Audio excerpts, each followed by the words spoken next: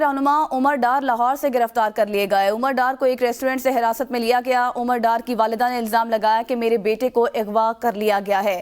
خبر دیں آپ کو، تحریک انصاف کے ایک اور رہنما عمر ڈار کو لاہور سے گرفتار کر لیا گیا۔ ذرائع کے مطابق ان کو ریسٹورنٹ سے گرفتار کیا گیا ہے اور ان کی والدہ نے یہ الزام لگایا ہے کہ میرے بیٹے کو اغوا کر لیا گیا ہے۔ خبر دیں آپ کو کہ میرے بیٹے کو اغوا کر لیا گیا، والدہ ریحانہ ڈار کا الزام۔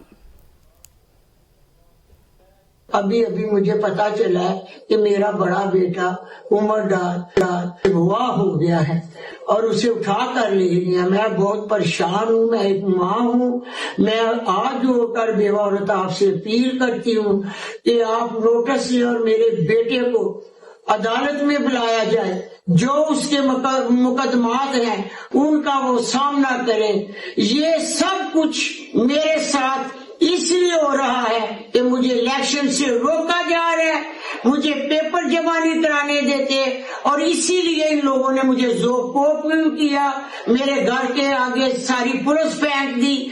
جو کچھ بھی ہو رہا ہے میں سچ کہہ رہی ہوں کہ مجھے الیکشن سے روکنے کے لیے ہے۔ اسی پر بات کریں گے، ہمیں جوائن کیا بیورو چیف لاہور عمر دراز گوندل نے۔ عمر دراز، کہیے گا پی ٹی آئی کے ایک اور رہنما کو گرفتار کر لیا گیا ریسٹورنٹ سے؟